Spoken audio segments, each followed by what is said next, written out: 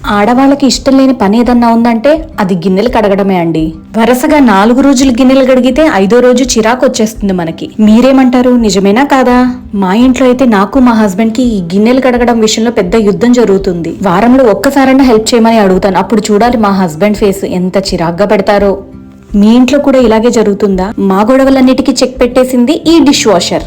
Dish washer use చేయడం కూడా video తీస్తారా అనుకుంటారేమో. నాకైతే ఇది ఎలా వాడాలో తెలియకపోతే మా ఫ్రెండ్ హెల్ప్ చేసింది. అలా ఎవరైనా తెలియని వాళ్ళ కోసం ఈ వీడియో చేస్తున్నానండి. ముందుగా బౌల్స్, ప్లేట్స్ ఒకదాని మీద ఒకటి కాకుండా విడివిడిగా ర్యాక్ లో సెట్ చేసుకోవాలి. పాల గిన్నె, డీప్ ఫ్రై కడాయిస్ ఇలాంటి హెవీ స్టెయిన్స్ పోవాలంటే కొంచెం నీళ్ళలో నానబెట్టుకుని అప్పుడు డిష్ వాషర్ లో వేయండి. ఇడ్లీ పాత్రలు అయితే ముందుగా నీళ్ళలో నానబెట్టుకుని ఇలా ర్యాక్ లో సెట్ చేసుకోవాలి. ఫోక్స్ లాంటివి అయితే ఇందులో మనం సెట్ చేసుకోవాలి. డిషెస్ అన్ని ఇలా సెట్ చేసుకున్నాక ర్యాక్ ని వెనక్కి పుష్ చేయాలి.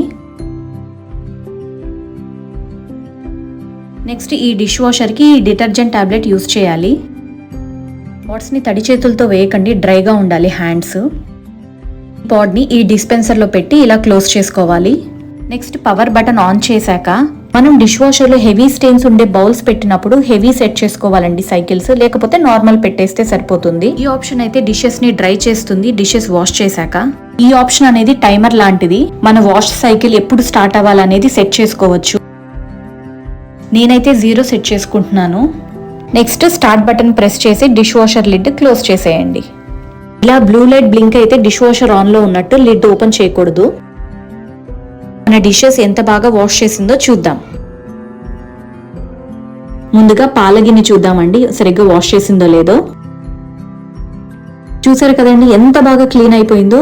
ఈవెన్ ఇడ్లీ పాత్రలు కూడా చాలా నీట్ గా వాష్ చేస్తుందండి.